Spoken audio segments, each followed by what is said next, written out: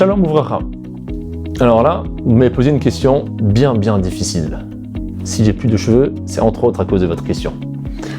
Est-ce qu'on peut laisser un site ouvert pendant Shabbat? Déjà, il va falloir différencier entre différents types de sites. Quel est le but? On vend un service, on vend des objets, c'est de la vente en ligne, on va télécharger des applications et ainsi de suite. Comme vous le savez bien, et sûrement mieux que moi, il existe toutes sortes et différents types d'achats qu'on peut faire en ligne. Mais on va essayer grosso modo de déterminer quels peuvent être les problèmes, et bien évidemment pas seulement les problèmes, mais surtout les solutions.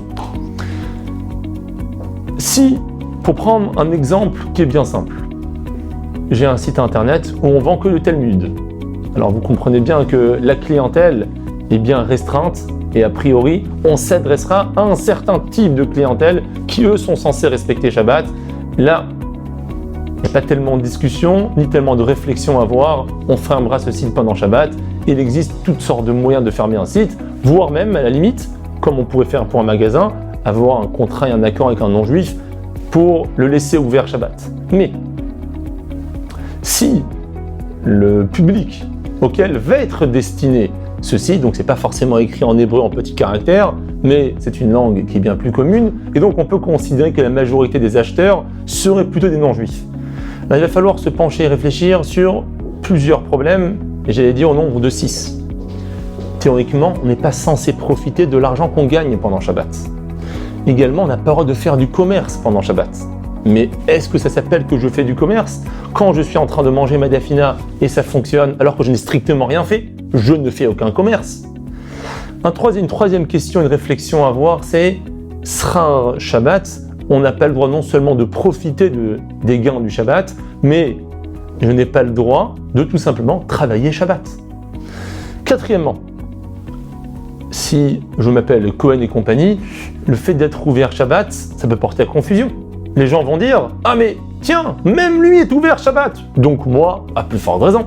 Ce qu'on appelle maritain, ne pas donner l'impression qu'on travaille pendant Shabbat.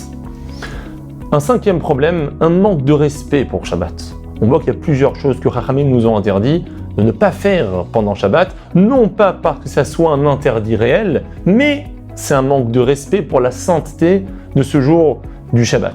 Et bien évidemment, le dernier problème, mais en fait qui est le premier problème, qui est l'ifne hiver lotiten mirchol, tu ne mettras pas une embûche devant un aveugle, et comme la plupart des décisionnaires expliquent ce verset, c'est pas forcément mettre un bout de bois devant un aveugle, mais c'est plutôt donner un mauvais conseil ou aider une personne à faire une avéra, une chose interdite. En laissant mon site ouvert pendant Shabbat, je vais peut-être inciter ou aider certaines personnes à transgresser Shabbat, ce qui est interdit.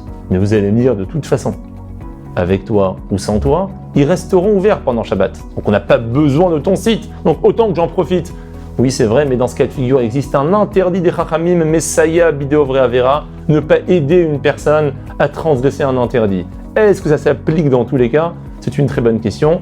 Comme vous l'avez compris, il existe énormément de problèmes. Et donc la meilleure chose à faire, c'est bien évidemment ne pas le laisser ouvert pendant Shabbat. Dire que c'est strictement interdit, c'est faux. C'est peut-être pas permis, parce que je ne gagne pas forcément l'argent pendant Shabbat. Vous saviez bien qu'aujourd'hui, avec les différents systèmes de paiement qui existent, on ne payera pas pendant Shabbat, on a juste réservé pendant Shabbat. Et donc, il est fort possible que ça soit permis, mais si vous voulez en discuter plus longuement, on se retrouvera pour une vraie heure d'étude.